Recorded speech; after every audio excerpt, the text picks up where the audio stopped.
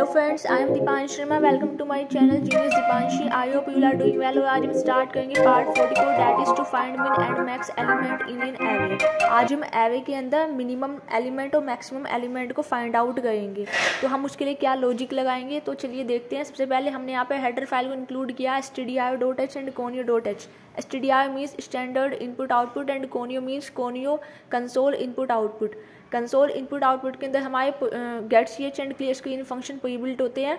और standard input output header file के अंदर हमारा printf and scanf function prebuilt होता है. हमने उसके बाद यहाँ पे मेन फंक्शन बनाया है जिसका टाइप हमने इंट लिया है. तो इंट लेने पे हमें कुछ ना कुछ रिटर्न करवाना पड़ता है. तो मैंने यहाँ पे रिटर्न 0 करवाया है. उसके बाद मैंने यहाँ पे क्लियर स्क्रीन फंक्शन का यूज़ किया है to clear the output screen, ताकि कोई भी गार्बेज वैल्यू हमारी आउटपुट स्क्रीन पर शो नहीं हो, एक्यूरेट रिजल्ट हमारा शो होगा.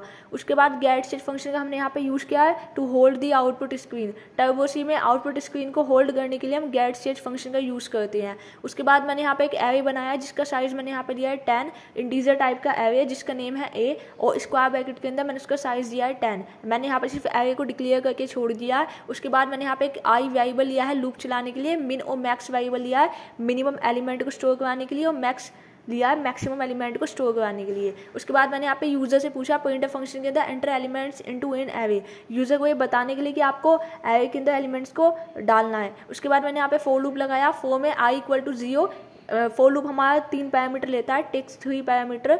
फर्स्ट होता है इनिशियलाइजेशन, सेकंड पैरामीटर होता है हमारा condition check condition, and third होता है हमारा इंक्रीमेंट एंड डिक्रीमेंट. तो मैंने यहाँ पे i = 0 लिया, i < 10 और i++. i < 10 मैंने इसलिए लिया है क्योंकि एरे का साइज है 10, तो ये 0 to 9 तक का लूप चलेगा. उसके बाद मैंने यहाँ पे स्कैनर फंक्शन में %d and % of array of i, array के साइज के अंदर मैंने यहाँ पे i वेरिएबल को पास कर दिया. उसके बाद मैंने यहाँ पे मिन वेरिएबल जो है मैंने उसकी जो वैल्यू रखी है वो रखी है एरे ऑफ 0 इंडेक्स की वैल्यू. जो भी एरे की 0 इंडेक्स पे वैल्यू होगी वो मैंने मिन और मैक्स दोनों एलिमेंट को दे दी. यहाँ पे इनिशियलाइज कर दी. मिन में भी एरे ऑफ मतलब हम कह सकते हैं मिन और मैक्स के अंदर बेस वैल्यू, एरे की बेस वैल्यू क्या होती है, एरे ऑफ 0 इंडेक्स की वैल्यू.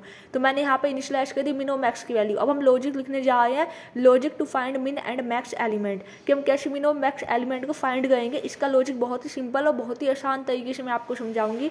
लेकिन उससे पहले आपको एक छोटा सा काम में यह करना है कि जो भी हमारा चैनल है genius Deepanshi, like share and subscribe our channel, और ये करना ना भूलें. और अब चलिए हम चलते हैं अपने कोड पे वापस.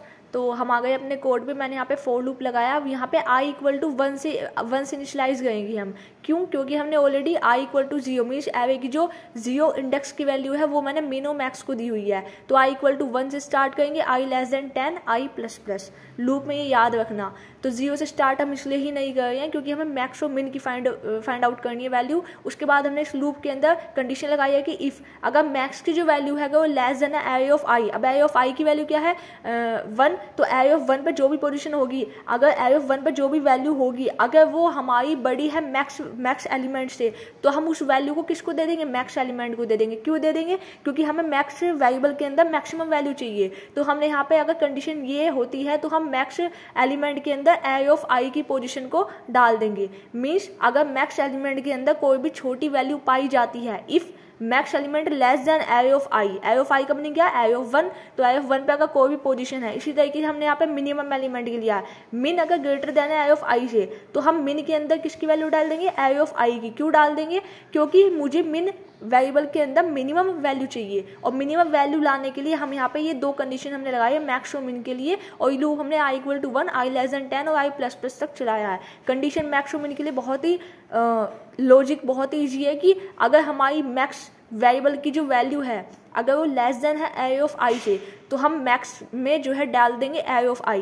अगर मिन वेरिएबल की जो भी वैल्यू है अगर वो greater than array of i से, तो मिन के अंदर हम डाल देंगे एरे ऑफ i की वैल्यू, मीन्स कम वाली वैल्यू को डाल देंगे. और लास्ट में हम printf करा देंगे, मीन्स printf फंक्शन की हेल्प से प्रिंट करा देंगे मैक्स एंड मिन वैल्यू को. लेकिन ये दोनों वैल्यू हमारी लूप के बाहर आकर के हम इसको printf फंक्शन की हेल्प से प्रिंट कराएंगे. तो the max element in an array is %d, और यहाँ पे मैक्स को हमने प्रिंट करा दिया. उसी तरीके से अब हम मिन को प्रिंट करा देंगे. अब हम इसको कंपाइल करा करके रन भी करा के देखेंगे एक बार. और देखिए हमने यहाँ पे एरे को सिर्फ डिक्लेयर किया था, उसका साइज था 10. हमने यूजर के थ्रू हम इनपुट लेंगे. तो सबसे पहले हम 10 एलिमेंट्स जो है एरे के अंदर स्टोर कराएंगे यूजर की हेल्प से. और उसके बाद हम देखेंगे कि हमारा कैसे मैक्स और मिन नंबर आपको फाइंड आउट होके दिख जाएगा. आप इसको रन करा करके देखिए। Enter elements into an array, आप कोई भी 10 एलिमेंट्स इसमें डाल करके देख लेना, तो ये उसमें से आपका जो मैक्स और मिन जो नंबर है वो आपका फाइंड आउट करके देगा।